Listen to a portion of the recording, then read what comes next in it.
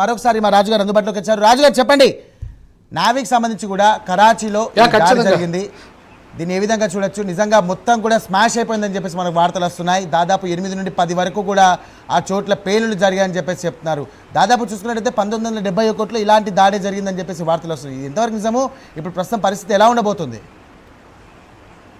ఖచ్చితంగా సాయిరామ్, ఇక్కడ ఒక విషయం చెప్పాలా. ఇప్పుడు ఎక్కడైతే దాడి జరిగిందో అక్కడ వచ్చేసి టర్కీకి సంబంధించి ఇటీవల ఒక నౌక వచ్చింది 3 రోజుల క్రితం. వచ్చిన దాన్ని పాకిస్తాన్ బీభత్సంగా సోషల్ మీడియా ట్రోల్ చేసింది.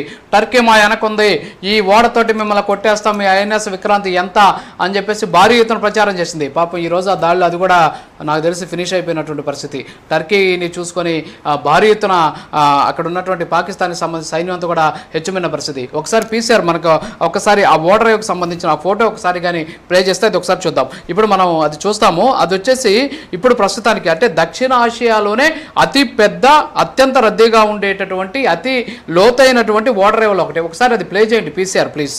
ఇది పాకిస్తాన్లో కరాచీలో ఉన్నటువంటి మొత్తం పాకిస్తాన్కి సంబంధించినటువంటి దాదాపు 60% వరకు కూడా సరుకును, అంటే సంవత్సరానికి దాదాపు 25 మిలియన్ టన్నులకు సంబంధించినటువంటి సరుకుని ఇక్కడ నుంచి తీసుకెళ్తుంది. ఎక్కడ తీసుకెళ్తుంది అంటే అనేక ప్రాంతాలకు, ఇక్కడ నుంచి అనేక ప్రాంతాలకు కూడా తీసుకెళ్లేటటువంటి పరిస్థితి.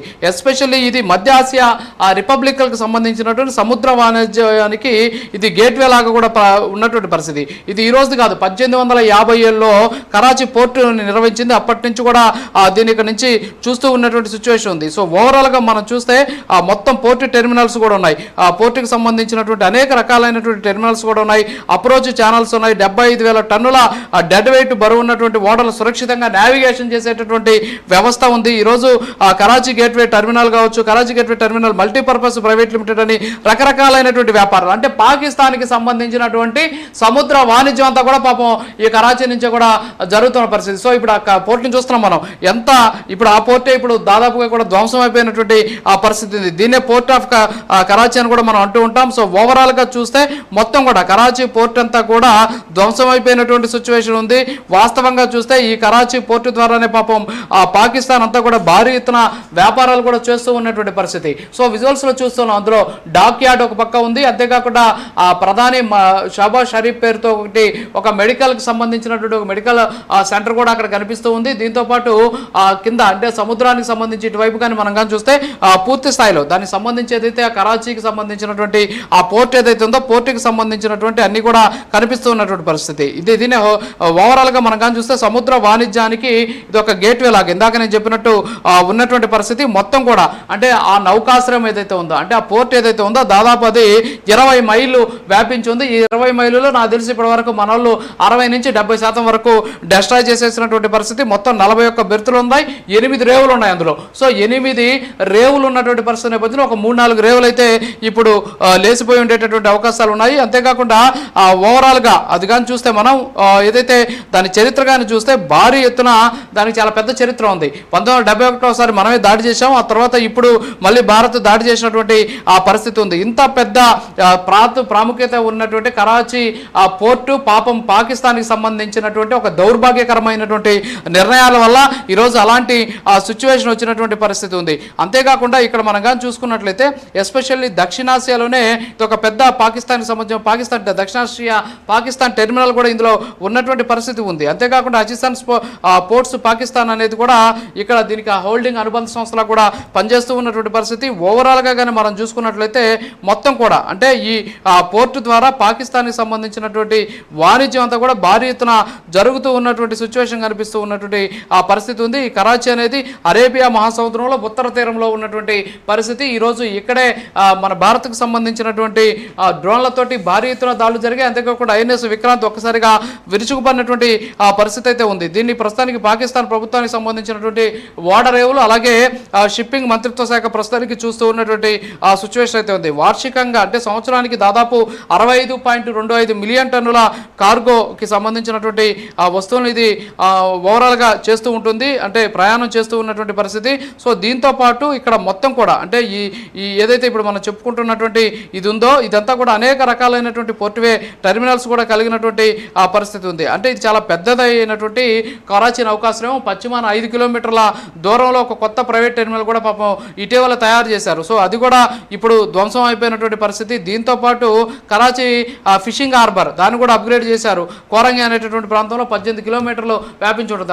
దాంట్లో మ్యాప్లో మనం కూడా చూడొచ్చు. అలాగే కరాచీ ట్రస్ట్ బోట్కి సంబంధించి 13.5 మీటర్ల లోతుకి ఆల్రెడీ దీన్ని తయారు చేశారు. 300 మీటర్ల పొడవు కలిగినటువంటి ఆ ఓడల్ని డాక్ చేసేందుకు ఇప్పుడు నా వీడియో ఉంది కదా, నా వీడియో కింద కనిపిస్తుంది, దాన్ని డాక్ యార్డ్ అంటాం. సో ఆ డాక్ యార్డ్ దగ్గర మొత్తం 300 మీటర్ల పొడవు ఉండేటటువంటి ఓడలను కూడా అక్కడ డాక్ చేసేటటువంటి అవకాశాలు కనిపిస్తూ ఉన్నటువంటి పరిస్థితి. సో ఓవరాల్గా చూస్తే మొత్తం కూడా అంటే అక్కడ చూస్తూ ఉన్నాం మనం, ఓవరాల్గా అదంతా కూడా ఈరోజు దాంట్లో 70% వరకు కూడా ధ్వంసమైంది అనేది ఇక్కడ మనకు తెలుస్తూ ఉన్నటువంటి పరిస్థితి. అంతేకాకుండా ప్రయాణికులకు సంబంధించిన నౌకల బెర్తింగ్ను కూడా మెరుగుపరచడానికి దాదాపు 100 సంవత్సరాల పురాతనమైనటువంటి ఒక వ్యవస్థ కూడా అక్కడ ఉన్నటువంటి పరిస్థితి. సో ఇవన్నీ కూడా ఈరోజు నాశనం అయిపోయినటువంటి పరిస్థితి ఉంది. మొత్తం 500 ఎకరాల్లో పోర్టు కార్మికుల కోసం దాదాపు 13,000 ఇళ్లతోటే 500 ఎకరాల్లో పోర్ట్ టౌన్ అనేది నిర్మిస్తూ ఉన్నటువంటి పరిస్థితి. నాకు తెలిసి బహుశా దాని మీద దాడి జరగలేదు, కేవలం అక్కడ ఉన్నటువంటి పోర్టునే లక్ష్యంగా చేసుకుని ప్రస్తుతానికి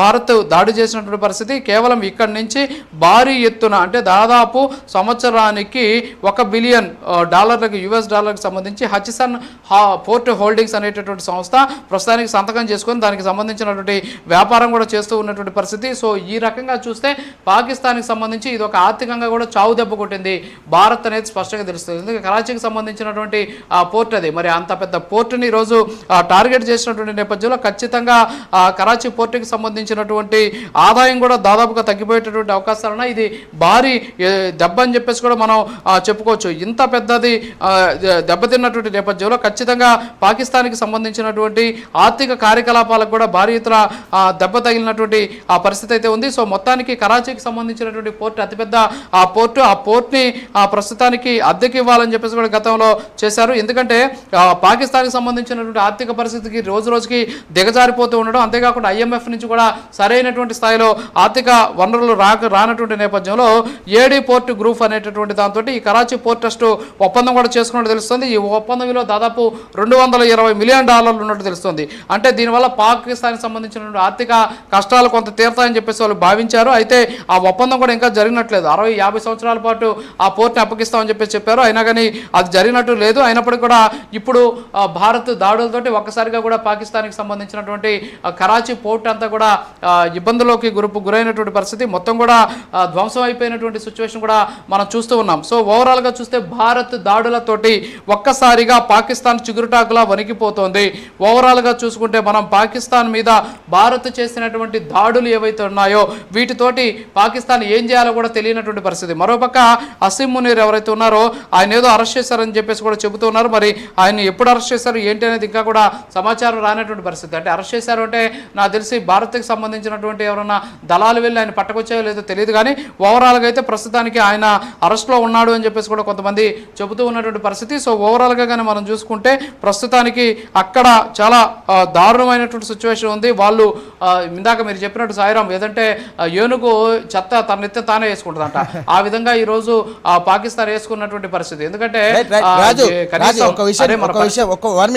నిజంగా చెప్పాలంటే కరాచీ పోర్ట్లో భారీ పేలుల తర్వాత కూడా మరోసారి కూడా పాకిస్తాన్ పై బలూచిస్తాన్ ఆర్మీ దాడి చేసిందని చెప్పుకోవచ్చు. మొత్తం మీద కూడా క్వెటా నగరంపై బలూచిస్తాన్ లిబరేషన్ ఆర్మీ దాడులు చేస్తూ ఉంది. అలాగే దీనికి సంబంధించి కూడా పాకిస్తాన్ ఉక్కిరి బిక్కిరైపోతుంది. ఎటు వేయాలో బాంబు కూడా అర్థం కాని పరిస్థితిలో ఉంది. పాకిస్తాన్ ఫ్రంటియర్ కోర్పై కూడా BLA దాడులు చేస్తూ ఉంది. ఇక మనకు పూర్తిగా ఇక లాహోర్పై కూడా మన భారత సైన్యం కూడా దాడులు చేస్తూ ఉంది. నిజంగా రాజు చెప్పాలంటే పాకిస్తాన్కి ఇది ఒక కాలరాత్రి, నిజంగా కాలరాత్రి అనే చెప్పుకోవాలి.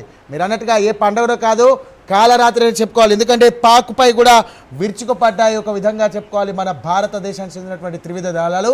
అలాగే అన్ఎక్స్పెక్టెడ్గా బలూచిస్తాన్ సంబంధించి కూడా దాడులు చేస్తున్నారు. ఇటు తేరుకునే లోపు ఇటు తేరుకుందామనే లోపే ఇలాంటి దాడులు చేస్తూ ఉన్నారు. దీన్ని ఏ విధంగా చూడొచ్చు? ఖచ్చితంగా, ఎందుకంటే కాలరాత్రి తర్వాత వచ్చేసి శివరాత్రి, మీరు చెప్పినట్టు దీపావళి, సో అన్ని పండుగలు కలిసి వచ్చేసినటువంటి పరిస్థితి ఈరోజు పాకిస్తాన్కి. ఎందుకంటే ఎంత దారుణమైనటువంటి పరిస్థితి అంటే, ఏదో చెప్తారు చిన్నప్పుడు చిలక చెప్పినట్టు సర్ది చెప్పి బతిమిలాడి బామాలతో ఎవరు వినరట. పాకిస్తాన్ పరిస్థితి అలాగే ఉంది ఈరోజు.